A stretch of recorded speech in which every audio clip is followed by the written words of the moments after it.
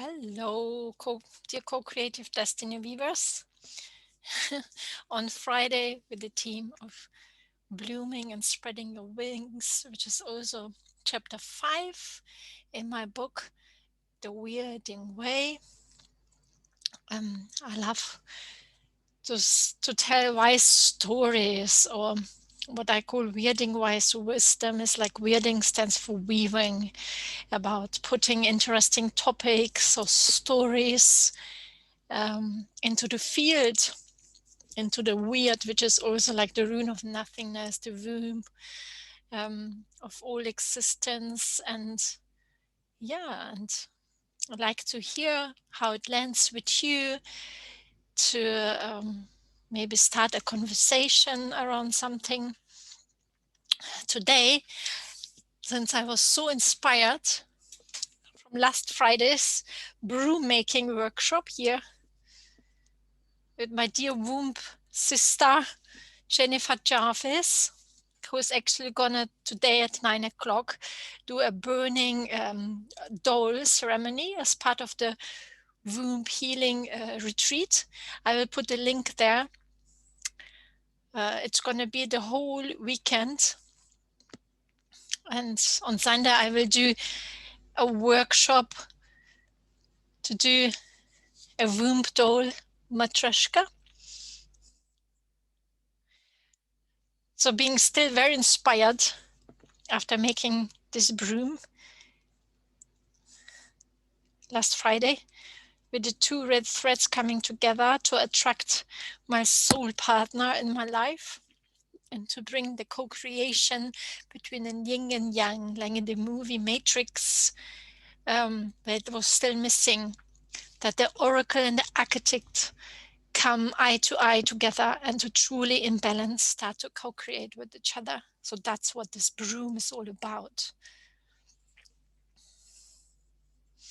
And of course, with the upcoming Halloween next week, where I also had the costume of a witch many times before. This whole topic around what is a witch, it's very alive for me at the moment. That's why I also read out the story about Vasilisa and Baba Yaga, because especially Baba Yaga is one of my spirit guides for many years, who taught me whenever I call her by my side to be a shapeshifter. She can transform into a maiden, into a mother. She can take any forms, and she always has got the right recipe to put in her cauldron. She can ride with the death, like she's got like this house with chicken legs where she can run wherever she wants to. She's also the master of death, because there are skulls everywhere around her house. So she is also someone who can run and transform death into magic. Yeah, she's also the master of sunrise, sunset, and fire through her horses she's riding. And so very inspired by Baba Yaga. And also after making this broom last Friday, just a moment, speaking about Baba Yaga, even my light has just gone down. I was looking in this book. It's about women who hold the thread. And it's written by an art professor at an university here in Cologne. And he discussed this painting by Albrecht Dürer around the 1500 year. So it's during the Middle Ages, just the beginning of a Renaissance. And the painting is called The Witch.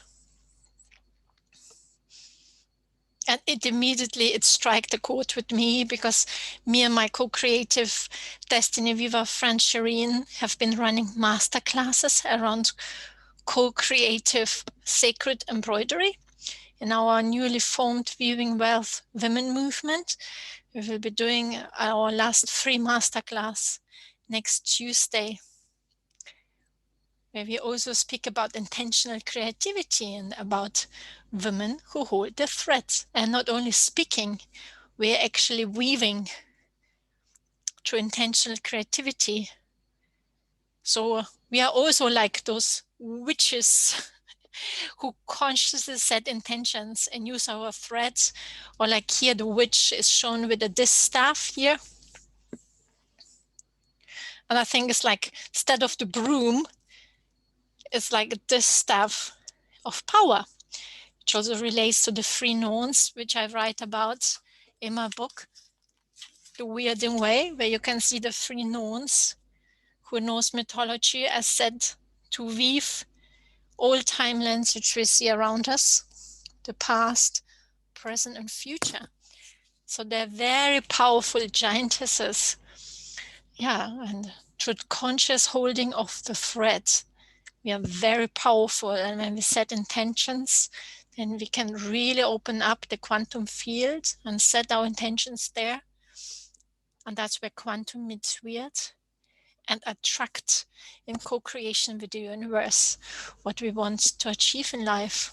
And this is what this picture of the witch, I think, is showing us as well. And I find it so interesting that she really can even sit backwards on this, like on this goat,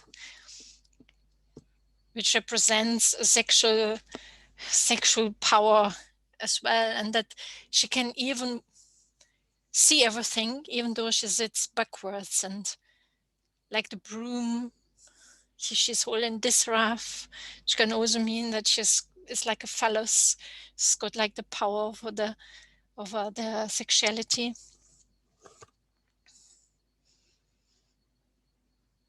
So it's very promiscuous, and I find that it's incredible that this picture is around the Middle Ages, before women were started to be burned for being seen to be witches. So here the witch is like,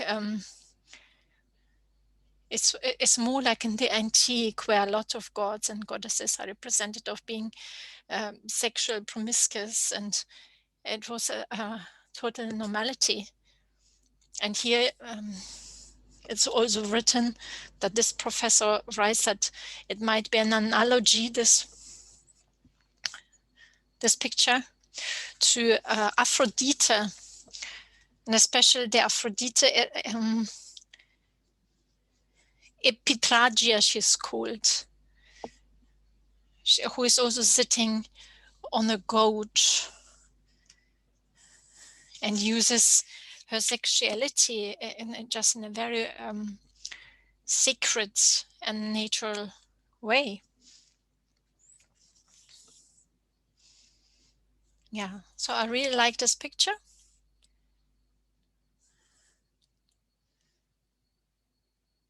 And I would love to hear what you think about this painting, this picture, and whether that might raise something in you. I would love to hear about that. And I would love you to join us during our womb healing retreat, Bio Mystical Womb Healing Retreat, all of this weekend, starting now in an hour. There will be an opening ceremony. Then at 9 o'clock, followed by my dear friends who taught me how to do the broom. We are going to do a burning doll ceremony, and the whole weekend will be full of womb healing apprentices like myself for the last 13 months. We will be sharing what we have learned and how it relates to this womb wisdom.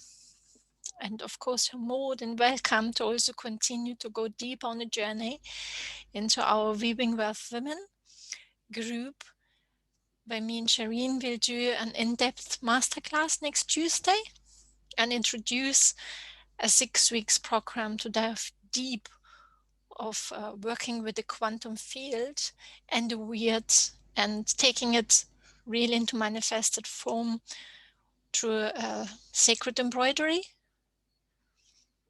Why it's important that we really tap into the quantum, but also make it tangible through doing very simple embroidery practices like this womb tool Matroshka. But we work like through meditation of meeting with your own goddess and receive your own symbols and messages.